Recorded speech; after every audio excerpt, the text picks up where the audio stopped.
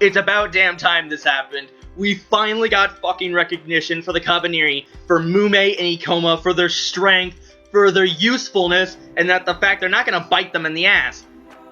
And the only way they were able to recognize this is because not only did they save him once, they had to save him repeatedly. Ikoma and Mumei had to retake the train after it was overrun, which was probably indirectly caused by instant karma, because you have these cowardly fucking men take the master key and everything and take charge of the train, and they're trying to disconnect the car with all the Kabaneri and Kabaneri lovers.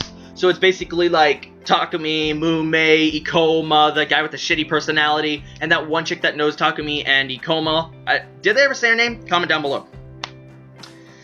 And they tried disconnecting the car, and they're going up a mountain route, which was also their brilliant idea, because, oh, it's dangerous. Obviously, it should be safe. We should just take the short route, because taking the short route never has bad consequences. That was sarcasm. So, instant fucking karma.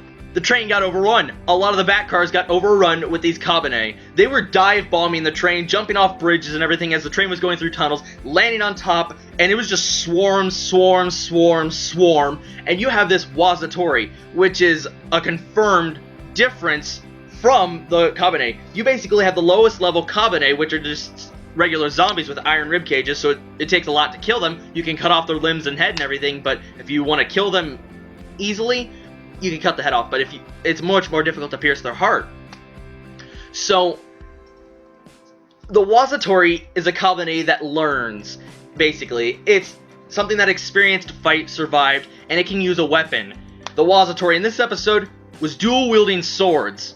It survived combat, and I'm assuming it died with the swords in its hand. It used to be a samurai or something, and through combat, it learned, as explained by Mumei. So it's a lot more formidable. It's faster, it's stronger, it has longer reach, it doesn't rely just on its mouth. It has the two swords, and it's actually quite skilled with it. That's bad. Let's just hope it's like 1 in every 1,000 Kabaneri you have a Wazatori, not 1 in every 10 or 1 in every 100, because if that's the case, humanity's fucked. Unless you have a shit ton of Kabaneri. This also confirms that the Kabaneri have at least some level of intelligence. Not only do they have emotion, shown in episode 2, when Mumei cut off one of the Kabaneri's head and threw it, and you see this swarm of Kabaneri, they just look down, and they just start rage. You can tell they're visibly angered by that. So they have still some human emotions left, like rage and all that, but now they also have some intelligence. They have the ability to learn. Like, the Kabaneri that jumped into Ikoma's shop in episode 1, it was wielding a weapon.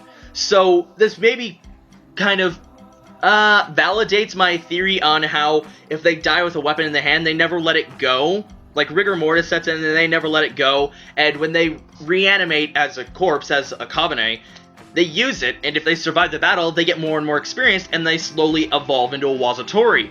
Since this is also a confirmation that there's just it's not uniform enemy, it's more of, there's multiple different types of enemies. We have the regular Kabaneri and then the Wazatori. This might also confirm that there's hopefully maybe a bigger honcho, a more dangerous one that you should run if encountered, and we still don't know if wildlife can be infected by this disease. We only know if mankind is. Imagine a bear Kanabei or something like that.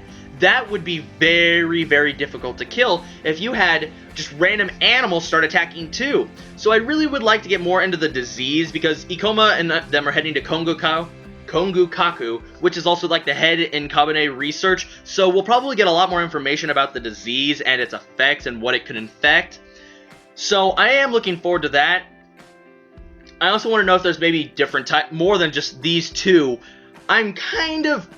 Alright, calling it now, there's at least maybe one more type. I doubt it would just be 2 different types of enemies, because you have like the low-level guard that is very... the low-level enemy where you could easily kill one-on-one, but if they're in huge swarms and everything, they get really fucking difficult. Then you have the Wazatori where it's a lot more difficult killing them one-on-one, but if you fought them, like, multiple of them, you're pretty much fucked. I gotta say, the instant karma in this episode... High five and clap. High five and clap. Yeah! And that fucking soundtrack, when they had to retake the train, when Ikoma and Mumei went on top of the train, ducking as they went through while the train's going through tunnels and everything, and they were fighting these Kabaneri and everything. Oh my god. Badass. The music was so fucking good. I am going to buy the soundtrack to this once the anime is over. Hopefully maybe we get an English dub broadcast or something so I could put this on my shelf, but one thing is for certain, I am buying the OST, because the opening, the ending, and just the battle scene music soundtracks, oh my god. Putting it simply, it's music to my ears. I'll stop now, but...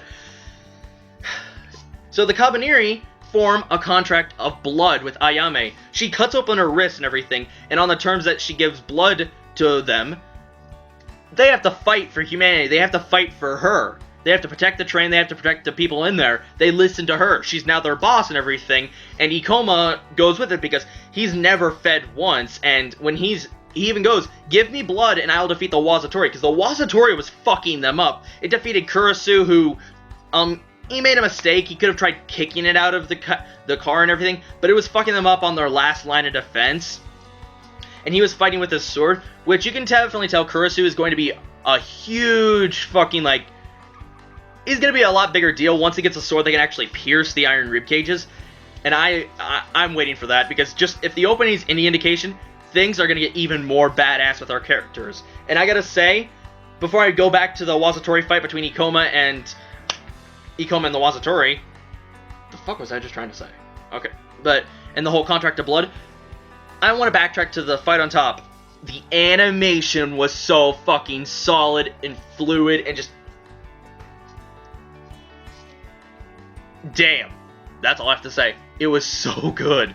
Now, going back to the fight and everything with the contract of blood, I want to point out the visual they had where once Ikoma had a couple drops of blood, his molten veins, they looked like molten lava and everything, that were connected to his heart, which was encased in like this iron ribcage, iron cage and everything. They instantly stop and his heart beats again. So this does confirm that they do get the Kabane heart, but their skin is still relatively soft. So I do like that, and I understand now why Ikoma didn't stop his like the blade didn't affect his heart whatsoever, because it's surrounded by an iron cage.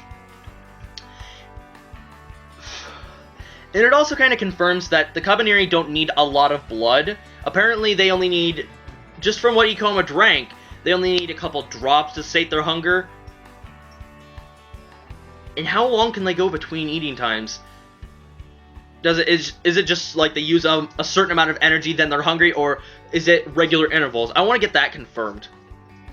Now, even though Mumei is an awful teacher, it is shown that her training has had some form of positive effect on Ikoma, because she's a lot faster. She's basically a ninja. She's very agile, and she's very, very fucking badass, and she's strong because she's a Kabaneri.